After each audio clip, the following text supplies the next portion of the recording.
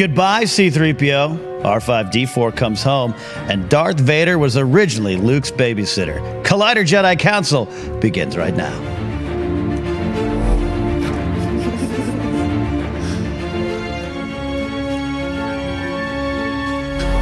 I like how you got that last sip in there, too. It was good. Everyone. Yeah, it was really good. I like that. Comedic timing is just impeccable. Hello, everybody. Welcome back to Collider Jedi Council. I'm Kristian Harloff, a.k.a. Darth Harloff, Harloff Minor, whatever you want to say today. It's up to you. So before we get into introducing the council, if you don't watch Collider Live, you might not know the announcement that we made yesterday. Starting next week on Monday, Collider Live will be 5 days a week, starting at 10 in the morning till 12, except Friday's episode will be 10 to 11. What does that mean for Jedi Council? We are just going back to the pre-taped model of Jedi Council. It will no longer be live. It'll still air on Thursday, a little later on in the day on Thursday, probably the time it used to, in between the 2 to 4 p.m. area. That information will come out soon, but I just want to let everybody know, so if you tune in and you just see 4 idiots sitting around talking about goldfish, it's not Jedi Council, it's a completely different show. So that's it. That's what's going to happen. So without any further ado, joining us once again, Kim Horcher, a.k.a. Kim Horcher is here. Hello, Kim. How are you? Hey, everybody. Nice to have you. Good to be here. How you doing? It's raining. Good? Yeah. Okay. Ken, how you doing? Ken With a Napzok. goldfish here. Did I do it right? You did it good. With a goldfish here. With a goldfish here. You're supposed to do that only on Collider Live. Only on Collider Live. If it starts transferring over everywhere else, Yeah. well, it has been all over Twitter, so that's good. So starting next week, Yes, sir. I get to sleep in again on Thursdays. No, because now you're going to be a guest on Collider Live.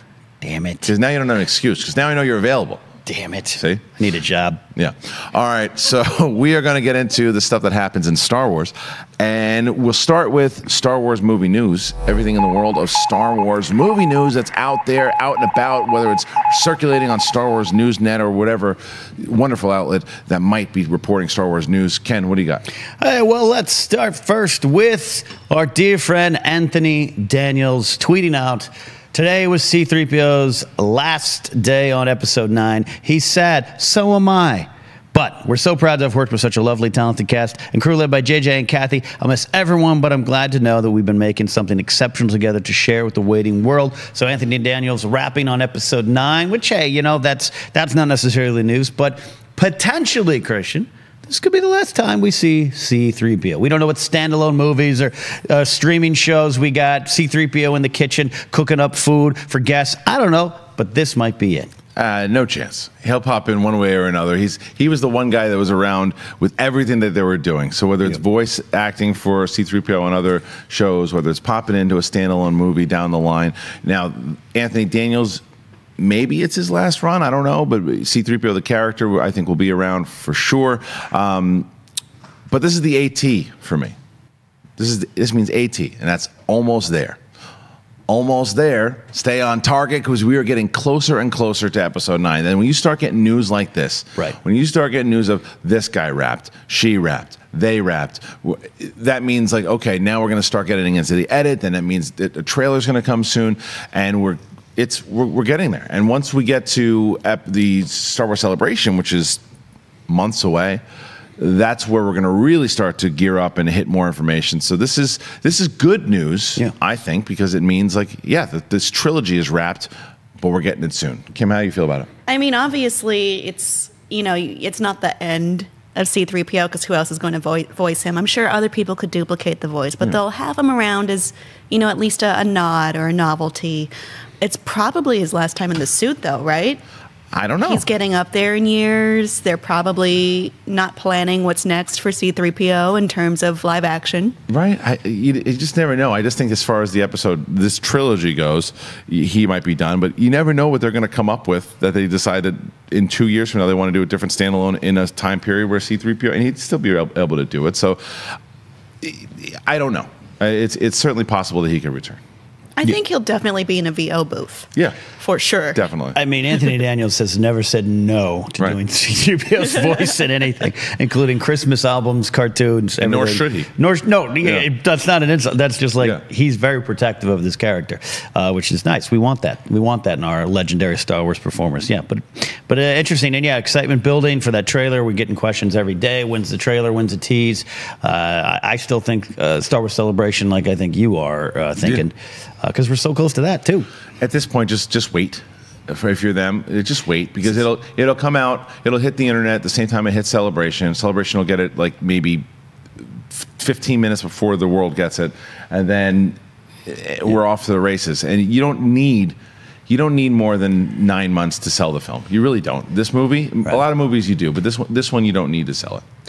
Yeah, I agree with that. That's kind of with our next story here. Is a lot of people, one of the things is, hey, we got the big game. Legally, we call it the big game. What is that? I don't want to get sued by the NFL. Why, the big sporting contest. Isn't that stupid? Don't you want people to it's silly. promote what if you your do thing? what like the cool anti-sports people do? Just say superb owl. Superb owl. Do they have a copyright on that? Superb owl. You can call the World Series the World Series. That's Major League Baseball.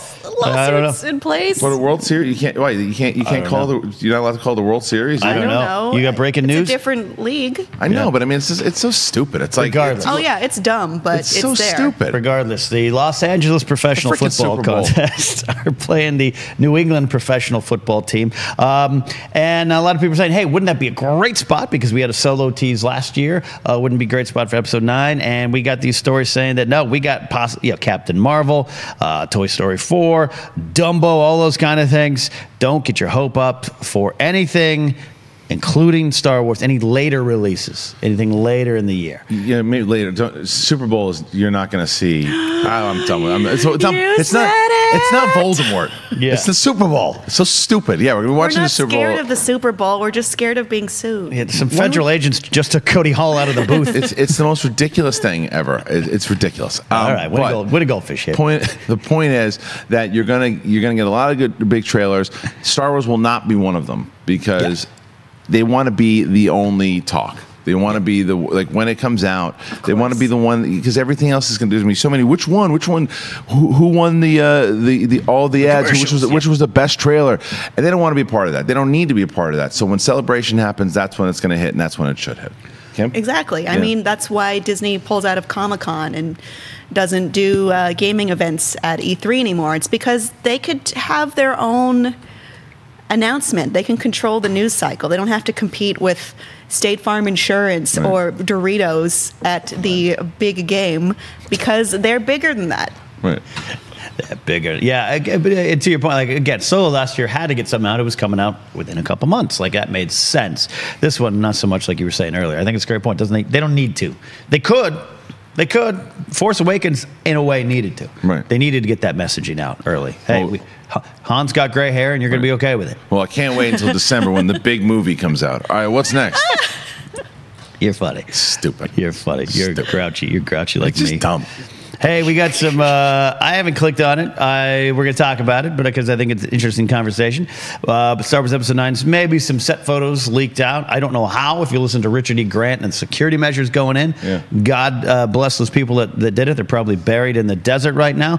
But maybe a new snowy planet will be in the film, and this comes up a lot. But I like the idea of what new planets or old planets would we like to see in Episode 9. It's like one of those things now. They've become so predictable in the fact that every time you start guessing, is it Tatooine? Is it Hoth? Is it this? Is it that they say, nope, it's not. It's Both. It's the cousin planet to Hoth. But make it Hoth. How cool would it be to revisit one? Okay. Because I don't think they're going to revisit Tatooine. I said this. They could revisit it, but I think that Jakku is really going to be the one where they kind of go back to, especially with everything that they set up in the novels. But Hoth, if they went back to Hoth and showed different parts of the planet that we had never seen before, it'd be really like cool. a ski lodge on the other side. Wouldn't it be great if they were planets that had more than one climate? It'd be amazing. Right. It's like become a joke at this point where that's the jungle whole planet and that's the ice whole planet and that's the other ice whole planet, but there's foxes. It's just it's just funny at this point. Like Star Trek does this too, where it's like they all have one ideology here and that's what it is, and it's extreme and everywhere. Right. Yeah. But any chance it's Hoth? I don't think so, but it's kind of combining with your points. I love Hoth. The Hoth sequence, Battle of Hoth's great, right? So let's go back there into what's Kim saying. Not that we're going to show the beach side of Hoth, but maybe there's something. Was it just a big empty planet of ice? It seems that way, but it'd be kind of fun to explore it. Maybe there's something there. But I like the idea. Maybe this is the other side of Endor, and there's some snow there. Yeah, but what a fun way we've been talking about, and I say it every time. I don't think that the term fan service is always a bad thing. I actually think a lot of time it's a good thing. What if this is the kind of fan service that we want? This is the kind of fan service of, these are some of those old school planets, and part of it, and it's new, and because people are, we need new planets. Yeah, but what if it's new parts of the planet that you've never seen before? What is it? Because they're planets, like Kim's saying. There's different things that should be going on inside of these planets. What's going on Hoth? Maybe it is Endor. You're right. That would be great too. I would go to Hoth Beach. Hoth Beach, right. Beach. It's like my hometown beach at Pismo Beach. It's got to wear a hoodie. It's a little cold. Right. No, it's fun tradition in a way, right? What new planet? There's only so many more climates I can go to, but I like the idea of exploring it. And when like in the novels or the comics where they go to a new planet, I always find totally on board with it. But there's always something in the back of my head that I'm like, but couldn't they just? Yeah. I don't know why. There's something about our Star Wars fans who like the familiar territory. But do both. Introduce some new planets. There's a reason. Yeah, you and I think are on generally the same page when it comes to fan service. If it fits in the galaxy and the story makes it work, let's do it. Let's do it and have some fun. I really hope Mustafar comes back into play. I would love to go back to Fortress Vader and see all that kind of stuff there. Well, even the fact that they brought it in that game that we played, the VR game, the Mustafar, and it's like, I felt the heat, and that was just Sam Witwer. That's right. It was really. That's a planet I want to see explained. Yeah. Do you think Moraband will? Will it be introduced in this movie? Series. But maybe in the Benioff and Weiss ones? If Benioff and Weiss truly does have something to do with the building up of the Force or anything like that, or the old days, that would make some sense. What planet, Kim, do you want to go to? I want to go to a planet with 2 climates. Just invent one. Make a new one, and I'll love it. Yeah. You know what? You bring that up in the book, the anthology book, From a Certain Point of View. There's that excellent story about Yoda and Ghost Obi-Wan debating over the chosen one, so to speak, where Yoda's like, I want to train Leia. That's the one that's ready, not the little kid you find over here. What's interesting is Yoda talks about different seasons, higher, lower ground. The Dagobah that we're familiar with is the lower ground he has to go to during a certain season, and the story actually starts high above. And I was like, oh, that's fantastic. Like Yoda has a summer house. Like I like that idea. There's mountains in Dagobah. Yeah. It's kind of cool. That's cool. All right, what's next? All right, so this one, we were talking before the show. This is where, you can tell by the gray of my beard. I've been watching Star Wars for a bit. And sometimes I think it's fascinating. These stories kind of recycle. Esquire ran a really great story about the original Empire Strikes Back script shows Darth Vader wasn't supposed to be Luke's father. And I could jokingly, cynically be like, yeah, duh, we kind of already knew this. Lee Brackett's script was a lot different. Splinter of the Mind's Eye showed us different. Lucas did not have things, at best he had it down in pencil. Right. But I love that this pops up again. And what could have been if they went a different direction. It's a great article. Check it out on Esquire. But what do you think about all this, Harloff Minor? Listen, it's what happens in the creative process in general. When you watch that scene in Episode 4, when Obi-Wan is telling Luke about what happened to his father, right? It legit was a true story, and it wasn't from a certain point of view, and it was a legit story from everything that we hear in this story. But there's something about it if you're watching it back, and you're Lucas, and after that movie comes out, the way Alec Guinness plays it, when he says to him, what happened to my father, and he has this look on his face like, I don't know if I'm going to tell him the real story, and then goes into this thing. It's like, and maybe Lucas rewatched it and said, wait a minute. And he starts writing this as Darth Vader as just the evil guy who killed Anakin. But then he goes, what if we did this? What if we had this Shakespearean twist that we just then went this way? Sure. And then because the other thing too, Darth eventually became a title for Sith Lords, right? Yep. It's his name in the beginning. He calls him Darth. He says, only a master of evil, Darth. He wouldn't do that now. He would, because it's like, it's a title. It's not, there are so many different things that become changed and maneuvered, and in the process, especially with wrestling, when you're writing wrestling or shoot the Schmodown stuff, things start here and then something happens, and you go, oh wait, actually, what if it fits into place? But that wasn't my original intent. And then it lands here, and it works perfectly. It's like when Kim's going to make her Schmodown debut, defeat people, and suddenly we got a story around her. We'll call her Darth. No. No, Darth? I wouldn't hold that title. I have some breaking news for you, though. Uh-oh. Luke and Leia weren't originally siblings. Right. Gasp. I know. I mean, yeah. It just happened to work and fit into place, and it worked beautifully, and it became a great storytelling. He got lucky because he figured it out, but it was, yeah. And a lot of people, we talk about Jedi had some kind of, really their brother and sister, because he had originally created, that's the other thing too, is what I love about this. I'm a big Beatles fan, and we got this Peter Jackson documentary, The Beatles, coming out, and so people are like, they might change some of the history or play it out more nostalgic. It's like history is written by the victors. If you watch, depending on the documentary you watch, you get a different story from Lucas, Irving Kershner, Harrison Ford about the I Love You, I Know scene. Right. And it wasn't until recently where some recordings emerged where you get what actually happened, where Harrison had this idea, goes to Irving Kershner, they talk about it, come up with this idea, go to Carrie Fisher. Carrie Fisher says, you did this without me, you jerks? I'm in the scene as well. And her and Harrison get into a fight. Irvin has to correctly apologize to keeping Carrie out of the, and that's the story. But you watch The Empire of Dreams, which is a great documentary. Irving Kershner's like, it was a little fun improv that Harrison did. It's so you never really will get the true story. Chris Taylor, our good friend, sorry, I'm monologuing. Chris Taylor said, when Mark Hamill said, at one point, George told me his original versions, and Chris Taylor tweeted him, at what time did George tell you this? Because it's changed over the years. Right. And I actually love that stuff. It's fun to dive into. It just keeps on changing, especially with a monster this big, and the fact that that whole thing about the I Love You, I Know, the other part of it was that Lucas was like, no. That's not the line. We're going to reshoot it, and then it tested in a bunch of different audiences. People loved it. He's like, all right, just let it go. And there's interviews in 1980 with Krusty Lawrence Kasdan, who I do love, but he is Krusty, saying, it didn't work. He didn't like it? He didn't like it. Because his original, and I just finished reading the Empire Strikes Back novel, and it has a lot of the original dialogue from Kasdan, not Lee Brackett's script, right. but Kasdan's, and it's good. It just, you can tell a lot was added in the process. Billy D. Williams, like that whole thing where he's like, all right. Like his line is actually more like, they told me the Falcon was fixed. Like, I love that process. Right, and that's what the actor brings to it as well. Yeah, absolutely. Right? Sorry, I monologued, Kim. I apologize. It's okay. It's raining, and I got excited. Yeah.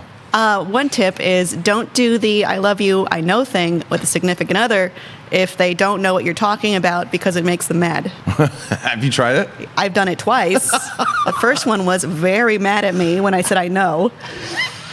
And was it the first time, though? No. Okay, well then, come on. And how soon did these relationships end after this moment? My current boyfriend got it. Okay. So see, that's a sign. That works. That's a sign. But he said, I want to be Han. And we had a fight. And now I have a Han Solo costume, and he doesn't like it. No. Oh. Well, there you go. That's fine by me. There you go. Is that everything in the world of the movie? That's kind of it. Yeah, then we got a weird tangent. It was a lot of fun. I love talking about the history of Star Wars. That's basically it. It has been very quiet in terms of movie news. Yeah, a lot of this episode is going to be hearing from you guys, the live tweets, going over to the Facebook group, all that stuff. So hashtag Collider Jedi Council right now. Go on over to the Facebook group, the Collider Jedi Council Facebook group. Leave a question over there. And, of course, we're doing some YouTube chats and all that. I think we'll just switch on over to the segment of the show that we call What's the Deal with Canon? Things that switch back to the novels and the comics and the TV and the video games, all that stuff, and then they play right into the movies. Same thing. There's been a bit of a lull, but there's still some stuff going on. Ken, what do you got? Well, let's start with the second story on the list, Cody. We missed one of these the first time because sometimes Star Wars news falls between Jedi Council episodes, and by the time we get to next week, it's a little bit old. Sure. But Jon Favreau, who's been teasing great stuff from his Instagram account on The Mandalorian, has put out this picture of R5D4. Nice. Of course, from New Hope and from the Certain Point of View anthology book, there's a story about R5 doing that little explosion on purpose because he knew want to go. Kind of what was going. He had a conversation with R2, so which is interesting. It's not my favorite thing, but R5, Mandalorian, IG-88, Mandalorian. Talk about fan service. I love it. You love it. There's sometimes a line that can be crossed. What do you think about this? I think this is great. I think this is exactly why I say it, and I've been singing to the rafters. This is going to be the best Star Wars stuff that we've gotten in a very long time, because it's going to play into all the classic moments. It's going to play into classic characters, but it's also not going to be just pure fan service. It's going to serve the story well, because if you get people, IG-88, if you get R4, if you get these characters that just, he doesn't have to run a full story. It's just that he's there, and it's like you feel like an authentic, whether it's Favreau and I'm going to tell you that I'm going to guess that Filoni probably has a lot to do with this too, because he's a showrunner on it. Probably said, hey, how about we use this? Favreau and him get along very well. They trust each other and said, well, yeah, what if we use IG-88? What if we use, and we can serve the story this way? And I think that that's what's going to happen. You're going to see more and more and more of this stuff. I wouldn't be surprised if Chopper shows up down the line too. So the little fart bot, as you like to call him. But I think I grew to love Chopper a little bit. You did? Yeah. So, Kim, what do you think? Do you like the idea that they're bringing some of these characters back? I have a hot take, which is I don't care about R5. Oh.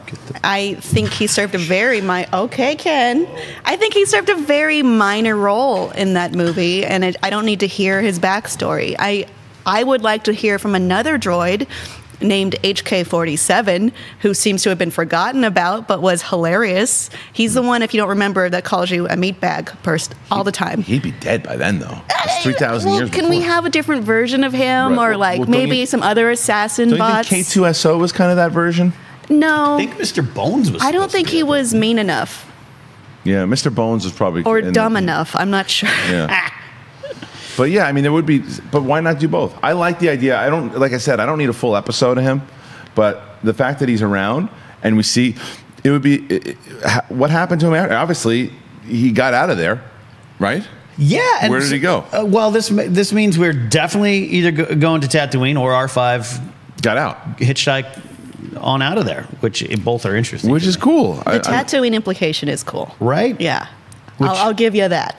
Could have something to do searching for Boba Fett or something like that. I still don't. I don't think we're going to see Boba Fett, but we're going to hear about Boba Fett. I think people are nuts that this isn't the most anticipated thing that Lucasfilm is doing. I think above and beyond everything else, like Episode 9, sure, give it to me. I just think in general, Episode 9, just because it's the movies. But that's more people. My dad doesn't know right. how to even get to Netflix. I'm talking about hardcore. I'm talking about the hardcore Star Wars fans. Hardcore Star Wars fans should be drooling for this. I don't disagree with that at all. And here's the thing, and I know you agree. You can drool for both. You can absolutely. I'm not saying choose one or the other. There's enough drool for everyone. Yes, true. Yes. All I'm saying is that this thing is going. There's just so. This is a 9-hour movie. Absolutely. It's a 9-hour movie. We talk about, I think we're both, I don't want to speak for you, Kim, so maybe you are, but I think we're both of the opinion there will not be a movie in theaters in 2020. No, there won't be. Kim's on board. Yeah. 3 around. So we would have heard about it by now. It has to, and so unless... you might not even get one in 2021. But the way production, yeah, absolutely. Yeah. We're already in 2019. Cheapers, I've been in LA 20 years now. But you did it. You know what I mean? So it's like this will suffice. Yeah. This will suffice, and I'm excited for that. And then Cassian Andor around the block. So it's like if this is going to set up for Cassian, because if this delivers, and then people go, okay, well, you knocked it out of the park with the first series there. Right. What are you going to do with number 2? Yeah. And then, but I think what it's going to do is it's going to set up both Favreau, and Favreau will probably wind up doing a feature film after this show. Because we still don't know if it's limited or not, right? We know that it's limited, but we don't know. I don't know that 100% yet. What's the definition now here of limited? Is it a couple seasons? Is it just 10 episodes? But what it also opens the door for is Filoni to do more in live action. That's the test here. The test is, what is Filoni going to do, and can he now basically take on that mantle that Lucas gave to him? Lucas said, "You're the apprentice," and now it's everybody up in Lucasfilm to really look at that guy and say, well, this was the guy George was looking at. What's he going to do with Mandalorian? And I think they're going to knock it out of the park. I absolutely Looks promising. Okay. It does. All right. Let's. What's next? Well, the next article here, it kind of ties into this. We'll get into this now here. Variety put out an excellent article. I'll give the writer some credit here. Scroll up. Cynthia Littleton wrote a great article that goes into the in depth into Disney's daring dive into the streaming world. So there's a lot there, a lot of business stuff about the Fox merger and layoffs that are going to happen, all those kind of harsh, sad realities of the business. Why a lot of people aren't overly happy with the Fox Disney merger in town, but. For our purposes, there is the focus on Iger, who's still saying he's leaving after 2021 when his contract goes out, that this is his highest priority, the streaming service. It's a legacy that he feels his legacy might be built on, which is saying a lot because there's a big legacy there for Uncle Bob. So as it relates to Star Wars, there's not a lot we know yet. How, when we get general times and everything. And what you're talking about is with Iger's focus, we know he's hands-on with a lot of things. And this also says he's hands-on with Mandalorian in a lot of ways. What do you think that means for the immediate future of Star Wars if this really works? The service and the show. I think he's right when it comes to his legacy, because right now there are a lot of games in town when it comes to streaming, right? But we can all agree that Netflix is like the king of the hill. Disney has the means and the properties, the IPs, to overtake Netflix. They have the means to do it. Now, whether or not they're going to do it or not, who knows? And who knows how much the service is going to be? Who knows how the content is going to turn out? But Bob Iger is right when it comes to they have the resources to become the big game in town. So if he's able to do that, plus look what he's already done, like with acquiring. Just taking the classic animated films, making them live action. That's one thing on his watch. Then you add in Marvel. Then you add in Star Wars. You add in all these things that he's already done. And just look at their slate just this year. The amount of money that they're going to make this year, they can dump so much into it. It is a big investment. It is the one that's, I think, is going to play off of his legacy. And then he could walk out like Jordan, hit the shot, and take off. How do you feel? I mean, there's all that, and then there's the Fox stuff, and then there's all their kids' channels. We have Disney Channel, Disney XD, others I'm not aware of because I'm too old and not a parent. They just have so much. I mean, normally I would say this is risky because, DC has a streaming service. I'm sure there's other streamings. There's CBS All Access, which I think is very weak right now because all they have is one Star Trek series that's really worth it, and more to come. But right now, that's all there is. And Disney actually has the muscle to do it. I think with the rest of these other competitors coming in, it's going to look more like the new version of cable, where they all want you to buy their service. And it ends up costing a lot anyway if you get them all, which is not going to fly. A lot of them will fail. This one probably will not fail. Yeah, and it's exactly what you're saying. Like if you compare it to like the CBS thing, is that they only have like one or two IPs that are strong enough. There's so many IP inside of one IP inside of Marvel. Everything that they can do with the 3 series that they're doing. Then you couple that with Star Wars. Then you couple that with the live action stuff. And then original stuff. It's insane to do that. Plus the fact that they know the strategy starts to come in with their parks that they're doing. The Star Wars park that's happening. All these different things that they have going on. If they start to take resources from the profits that they're making and saying, okay, we're going to take $1 billion that we've made from this and put that towards the streaming service, whatever it might be. They have the means to do it, and it's going to be very fun to watch. It's not the XFL, I'll say that. I was at the park last week, by the way, and it is coming up. Yeah? Yeah, I went on the train and just to look. It looks good. And then I climbed up on the Tarzan thing just to look. Yeah, it's looking good. You can go up on the Tarzan, the treehouse? Yeah, and you can see it from there, the spires. No, mostly I've just been trying to ride Big Thunder Mountain and just trying to see that. Get on the train when it goes around the back of the park. You can peek through the bushes. Wow. Kev, I got an important question. What is your favorite hot chocolate cart in Disneyland? I didn't go to any of them. You might as well just leave. I went to Trader Sam's, the tiki bar, and That's good. drank Across the street, How many times do you go to Disney World a year? Disneyland? I haven't actually been in 2 years, but I used to go quite regularly. So yes, I do have my favorite hot chocolate cart, my favorite churro cart. What is your favorite hot chocolate cart? Is the one near Haunted Mansion, near the water. Okay. You only get one choice: a hot chocolate right there, or a turkey leg. Those are gross. Oh, we're definitely definitely going hot chocolate. Okay. Because I love people watching Disneyland. It's hard to do it with a big piece of. But do you crush those at least once every trip? No. I wanted to go see the new Tropical Hideaway. Yeah? And that's why. I didn't. It's awesome. You gotta catch up. Get an orange. Welcome to Collider Disney. Is that everything else? It's coming down. Thunder. It's coming down. No We're joke, in though. Seattle. If we did a Collider Disney, I could Yeah. talk for an hour straight. I think we should do it. You, Mark Donica, and special guests could do it. You guys are Disney experts. That's kind of it for the big news. Okay. Dr. Aphra 28 is out again. We joke, but we are kind of always behind in the comics. It's just hard to get. There's a lot of comics. So I apologize. I know I see sometimes some fans are like, hey, you talk about the comics. Not so much the case. So we're going to go to questions. Yeah, let's go to questions. Or, It's LA, right? So the thunder and lightning coming out. It's sounds crazy. like at the Haunted Mansion when the does. thunder cracks. Back to Disneyland. Yeah. It does. It does. There's no leaks yet. Yes, there is. Cody. Wendy just pointed it out. Oh, and Cody's Oh, no. swimming in the booth. All right, let's go let's go to some questions. Let's go to some questions. I like this one. I've been seeing this one pop up from Steve Folks. Says you can only pick one character from the original trilogy or the prequel trilogy, or even outside the canon. Well, that will appear in Episode 9 to wrap up and tie together all three trilogies. Which character is it? What would their role be, and why them? You know mine. Okay, give it. Palpatine. Okay. Not only do I think I'd like to see it, I think it will happen. I think that you can connect it somehow with Snoke. I think you can connect it with all those. They did cloning stuff in the books, right? And they did it kind of bad. I think there is a way to do it to where it relates to the overall story that you go, oh, and it could be a fun reveal. I think that there's stuff with Palpatine in general that would be that would tie all 9 movies together. I don't necessarily think you need Plagueis, but it'd be cool to at least mention him.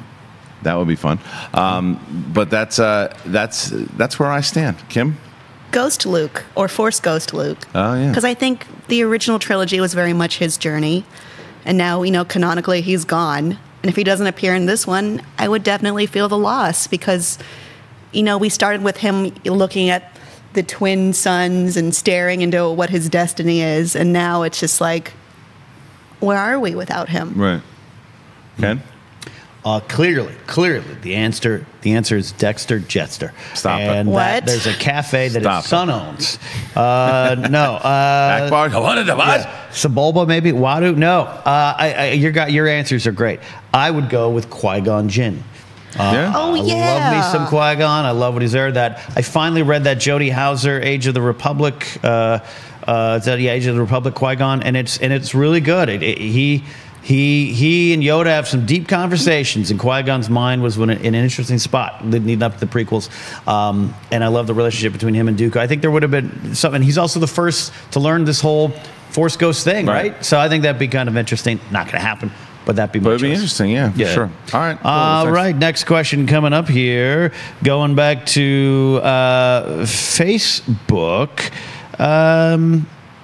All right, Travis Rogers is similar to what maybe too similar, but let's go. Asked every week, and he'll keep asking. So I want to give Travis the ability. Will we see any live-action Clone Wars content in the Cassian Andor series? Since he has ties to the Separatist Alliance. So, Yes. Kim says yes. Yeah. You should. What do you want to see? Yeah. I don't really care personally, but I know there's a lot of affection for that era of the Star Wars film canon. I think it would definitely be an easy thing for them to do. It makes sense, and it would make people happy. So why wouldn't they? I like the idea. I hope that they bring it from the novel that his parents were separatists. Yeah. And let's see what they thought about it and how it worked. And to have references similar to what we were just talking about before, Mandalorian, you can reference certain things in that time period. Reference it. Let's go. How about you? Yeah, I love the idea. It's one of my favorite things revealed in the Alexander Freed Rogue One novelization. Cassian Andor, raised by Separatist fans. So he wasn't really part of it. He was young, as he tells Jin.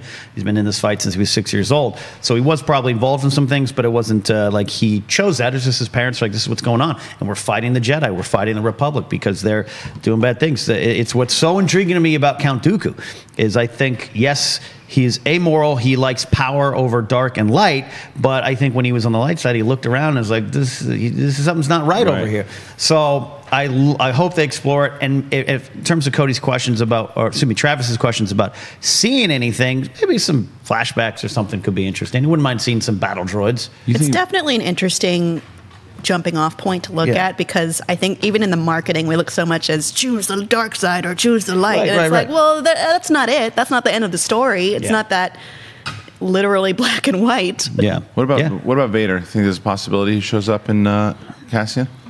It's possible, yeah. Again, we talk about that fan service as long as it serves the story. He'd be around. Cassian's a rebel spy.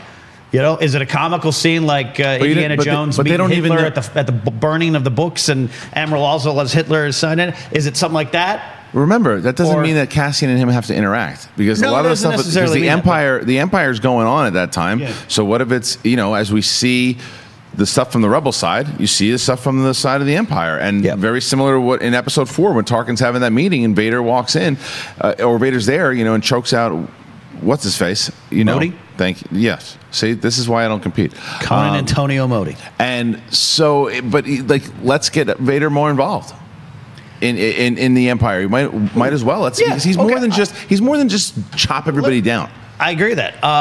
Let's dive into that. I like this. I never really thought of it in those terms. I know we're going to see the Empire. I have a little, I'd love to see Janina Gavankar as Iden Versio in live action in Yeah. some way. I love all that kind of stuff. I love Aaron Kellyman as Infus Nest to come back. I love all that stuff. But I never really thought about it in terms of Vader. And you got me intrigued. If it works out, you could do it. Yeah, well, you why could not? do it.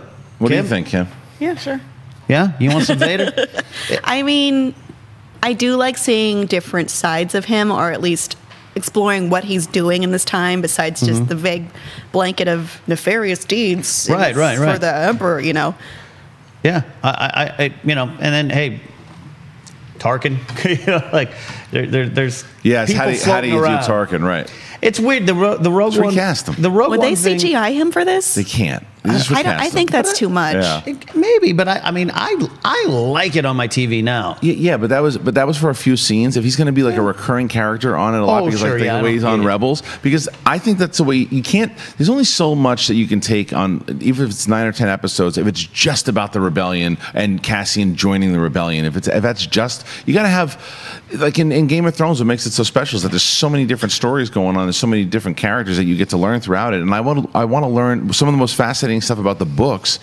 Is learning about the characters inside the Empire, because they're not all bad people. The same way that, like, inside of when the Nazis took over Germany, they were recruiting people who had to fight or they would die.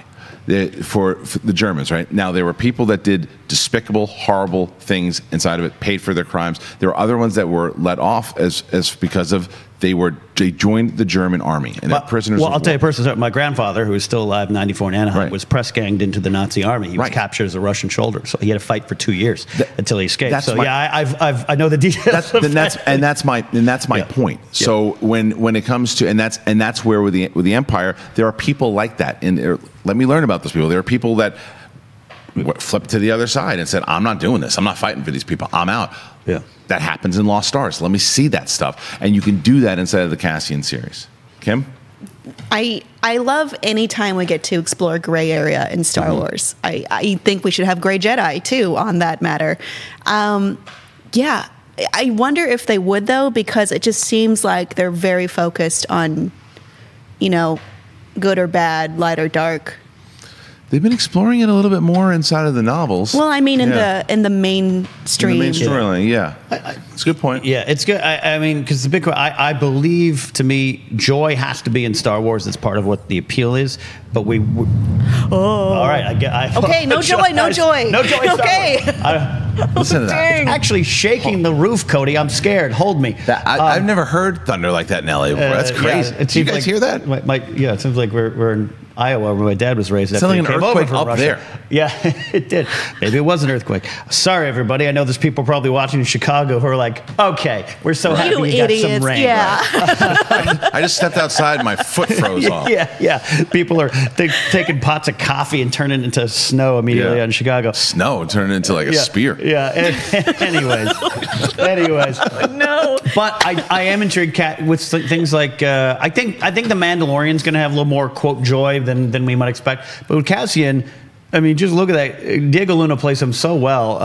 You know, he's serious. He's got something going on. I wouldn't mind these dark themes being explored. All right, let's do 2 more and let's get out. 2 more. All right, this one's from live on Twitter. This is Andre Arroyan.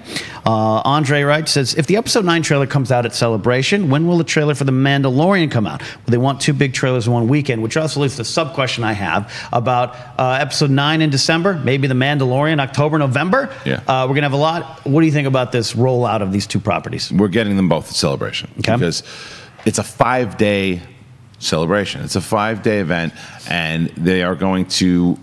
I think that they learned from their mistake when they were in London, because it is when Star Wars Celebration before the Disney Lucasfilm thing happened. Star Wars Celebration was just for Star Wars fans to go. There were no movies coming out, so it was just like you just go for a few days, celebrate Star Wars, and that's it. Once Lucasfilm was sold to Disney, it also became part of the news cycle. It also became something that now, what are you doing next? If it's that big of an event that everyone's covering, you got to give us something. So and then they delivered in 2015 with The Force Awakens, and they did Rebel stuff, and they did a lot that it was a big success. So obviously the next year they thought, okay, well, what's London going to give us? Rogue One wasn't ready. Nothing was ready. They had nothing, and it just was kind of, as a news side of it, not for fans in general, it was disaster as far as news went. They went against that when we went to Orlando, and they gave us a lot of good stuff. I think that with 5 days, they're going to plan it. And you're going to get Mandalorian stuff. You're going to get Clone Wars. You're going to get the Episode 9 trailer. Right there, those are 3 big things. You're going to get an episode of Clone Wars, I think, for sure. Full episode, yeah. Now, as far as the Mandalorian goes, yeah, you'll get a trailer. You're going to get a full trailer because the show's going to be coming out probably around like the October, November area. So I'm be very surprised if we didn't even. They might. Would be crazy. I doubt they're going to do this, but it would be great if they showed like either a full episode of it. Which they won't do because they did that for like Rebels. So I was wondering, but you'll probably get a bunch of extended scenes. Why wouldn't they show a full episode? I mean, Rebels has a different audience than this does, and they are. I think there's a responsibility with if you're big enough to have your own release event and your own time in the news cycle, you really have to own it. And of course, they're going to do both. I think they could do a full episode of The Mandalorian. It would be great. Look, I'm not going to. I mean, we've poised it. Get up and leave. Yeah. We poised it as their Game of Thrones. Yeah. How do you capture people right away? You show this, and people go, "Oh my God! I never expected this. It's so good. We've got to watch all of it." You make a great point. You make a great point because you are trying to get people like, yes, that you hope that the Star Wars fans are going to just get the service, right? But it's not a guarantee. And it's one of those things like at Comic-Con. I remember when I went to Comic-Con, I think it was 2004. And they were showing this pilot, a full pilot. They were showing the pilot to this crowded room that was going nuts. And it wasn't coming out for months, and it was lost. And it got a lot of people talking. It was the talk of Comic-Con minus the title of Revenge of the Sith that year. But it could serve them to do it. So I don't know. Ken, what do you think? Any possibility? I think Kim's making a great point about, hey, you want people to pull money out of their pocket and sign up. And a trailer could do that. But we know that, you can edit a trailer pretty nicely. If you got an episode, give it to the crowd there. Get that buzz going. People are going to come on out and, yes, sign up. You've got to get your most rabid fans as rabid as possible, right. Because that's how you own Twitter for the whole day or the whole weekend or 5 days, if you consider that a weekend. I think that's the move to do because you're trying to sell this thing. You're trying to sell this new idea, this new style of series. Show them what it is. What if they show the first 15 minutes? Because they've done that. People have done that a lot too. They've done that. This is possible. I think you got to show the full episode. Think so? Yeah. I don't know. What do you guys think? Do you think that they will show 15 minutes? Do you think they'll show the whole episode? Do you think they'll just show a trailer or nothing at all? Get your comments in there. Let us know what you think, whether you're watching live now or on the replay. Very curious to what the public opinion is out there. Ken, this is the last one. This is the last question. It's a live Twitter question from Andrew Scott, whose Twitter handle is Count Dooku, so it got my attention. He asks, what would you want the last scene of the Skywalker saga to be? Mine would have to be 3PO and R2 reminiscing on the past. Final shot, final sequence of Episode 9. Let's just assume that's the one that wraps it all up. What do you got? I wish they wouldn't have done the Luke sunset thing in episode 8, because it would have been great if at Tatooine the whole thing fades out with the 2 suns. That would have been great. Perfect. It would have been great. I've mentioned it many times. That's the scene that always makes me cry. Yeah. So if they did it again, I would just be destroyed. Yeah. I don't know, Ken? I want it to be C-3PO with R2-D2, and he looks to the skies and goes, "These were the Star Wars." I don't like it. And that's it. And it fades out. Good for you. Yeah. You're very proud of yourself, aren't you? All right, good. All right, guys, thank you for joining us on today's episode of Collider Jedi Council. If you're not listening to us on Apple Podcasts or Spotify, please do. A lot of you are. It's been so great to see the feedback over on Apple Podcasts. Leave a comment over there, too. Rule of 2, also on the Jedi Council feed, but also on this channel here, and that drops on Wednesdays. So make sure you check that. Is that Wednesdays or Tuesdays? They moved it. Tuesdays. Sorry, they moved it. It was Wednesdays, now it's Tuesdays. So Tuesday for Rule of 2, and we're on Thursday. And remember, once again, we are going to not be live next week. We'll be pre-taped, but we'll be on Thursday. So check us out. For Kim Horcher and Mr. Ken Napzok, I'm Kristian Harloff, and we'll see you next time. May the Force be with you, always.